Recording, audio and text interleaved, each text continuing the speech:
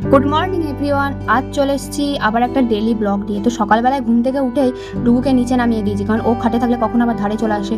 দিয়ে আমিও চাটা খেয়ে ডুগুকেও দুধ খাইয়ে দিয়েছি। তারপরেই চলে এসছে গনর সাথে সে কি খেলার কি হাসিটা একবার শোনো তোমরা।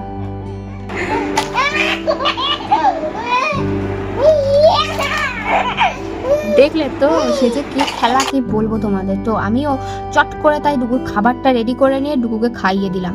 আজকে ওকে টিফিনে দিয়েছিলাম ওটস আর আপেল সেদ্ধ। ওকে খাইয়ে টাইয়ে দিয়ে চান টান করিয়ে আমিও চান টান সেরে চলে এসেছি পুজোতে।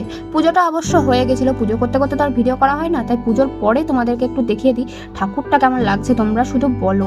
আজকে হচ্ছে সোমবার, মানে শ্রাবণ মাসের শেষ সোমবার, তাই জন্য আজকে শিবের পুজো। আমি একদম সকাল থেকে উপোস থাকি, 12টার সময় পুজো করি। তো শিবের পুজো আমার হয়ে গেছে, এবার আমি পুজো টুজো সেরে প্রসাদ টোসাদ দিয়ে বসবো। তো কেমন লাগছে বলো তো দেখতে। আজকে গাছে অনেক ফুল ফুটেছিল।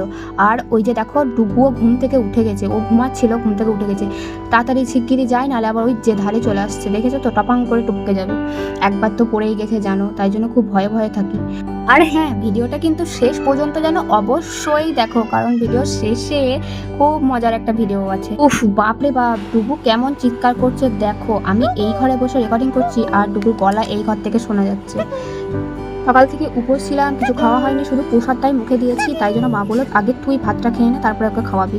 তাই আমি ভাত খেতে বসে গেছি। ডুগু দেখো কেমন বদমাইশ করছে, হেলমেট পরিয়ে দিয়েছি আর গোটা ঘর ছুঁড়ে ছুঁড়ে বেড়াচ্ছে। আজকে সোমবার, শেষ সোমবার, তাই জন্য আজকে বেশি কিছু নেই, সেদ্ধ ভাত আর আছে ছোলার ডালের বড়া। গরম গরম যা লাগছিল খেতে, কি বলবো তোমাদের। তো খাওয়া দাওয়াটা সেরে ডুগুকেও খাইয়ে নিই, আবার দেখা হবে তোমাদের সাথে কিছুক্ষণ পরে। এখন বাজে রাত 9টা। আসলে কি হয়েছে, দুপুরবেলায় খেয়ে দিয়ে ঘুমিয়ে পড়েছিলাম, এত ঘুম পাচ্ছিল। আর ঘুম থেকে উঠে মারা বাজার গেছিলো, ডুগুকে নিয়ে আমি একাই ছিলাম, বৃষ্টি পড়ছিল, মানে ডুগুও বিকালবেলায় বেড়াতে পারিনি বলে খুব কান্নাকাটি করছিল, তাই আর ভিডিও করা হয়নি খিচিবিচির মধ্যে। তাই এখন একবারে রাতে তোমাদের সাথে ভিডিওটা শুরু করলাম। রাত্রেবেলায় মা আটাটা মাখলো, দিয়ে আমি রুটিটা করতে চলে এলাম। মা বললাম তুমি আটা মাখো, আমি রুটিটা সেঁকে নিচ্ছি। এখন 9টা বাজছে, ডুগুর খাবারটাও রেডি করতে হবে, কারণ ওকে আমি রাতে 9:30টার মধ্যে খাবার খাইয়ে দিই, যাতে ও একটু খেলা টেলা করে তারপর ঘুমাতে পারে, তাহলে খাবারটাও হজম হবে, অম্বল গ্যাসটা কম হয়।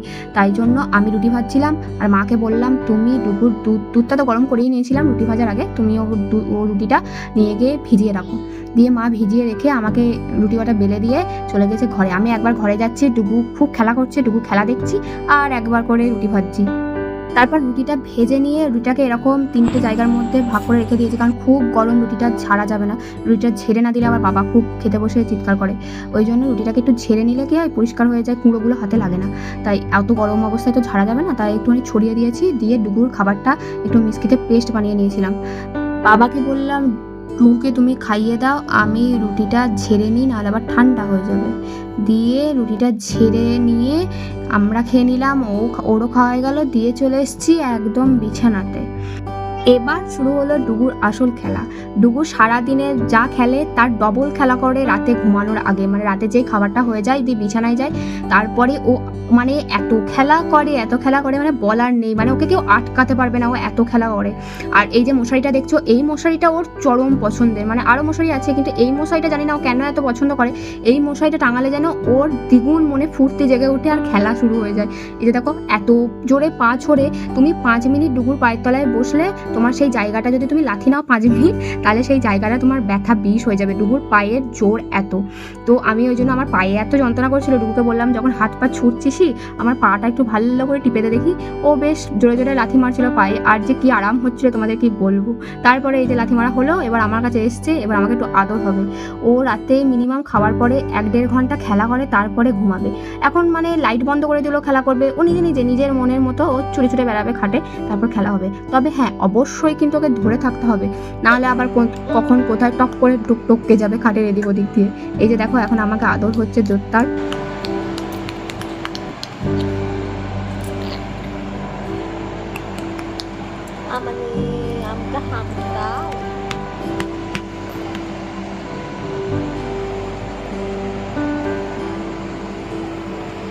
যে দেখতে পাচ্ছ এখন কন্টিনিউ এরকম চলবে। এখন ঘড়িটা বাজছে 10টা 15। 10টা 15তে বিছানায় উঠলাম আর ভিডিওটা অন করলাম। তোমাদেরকে যখন ও শেষ ঘুমাবে তখনকার আগে পর্যন্ত দেখাবো, আর এটাও দেখাবো কটার সময় ও ঘুমায়। আর এখন আবার ডুগু নতুন নতুন অনেক কিছু শিখেছে, যেরকম আই আই করলে ডাকতে শিখেছে, টাটা করতে শিখেছে, একটু একটু তাই তাই শিখেছে। তাই তাইতে তো আমাদের দেখিয়েছি, আজকে দেখো ডাকাটা তোমাদের দেখাবো। হ্যাঁ, অবশ্য ডাকার সময় এরকম হাতটাকেও তুলে ধরতে হয়, না হলে ডাকবে না।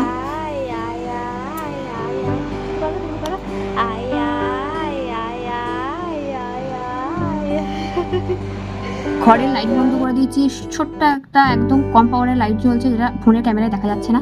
কিন্তু আমার ছেলে কিন্তু অন্ধকারে কাঁদে না, ও অন্ধকার ঘরের মধ্যেও নিজের মতো খেলা করে, কান্নাকাটির কোনো সিন নেই। দেখতেই পাচ্ছ ঘর পুরো অন্ধকার। এখন বাজে রাত্রি 11টা, ওর চোখে কিন্তু ঘুম চলে এসছে, এই যে দেখছো একদম পিটপিট করে তাকাচ্ছে, ঘুমের চোখে দেখতে পাচ্ছি না, কিন্তু ও ঘুমাবে না। চিন্তা করো না, ঘুম আসছে বলেই যে ঘুমিয়ে যেতে হবে, আমার ছেলের ওরকম সিস্টেম নয়। তারপর কন্টিনিউ এরকম বদমাইশি করে ও ঘুমালো যখন, তখন বাজে 12টা 10। তারপর আমি ওকে শোয়ালাম, দিয়ে আমিও শুয়ে পড়লাম। তো সবাইকে গুড নাইট, টাটা।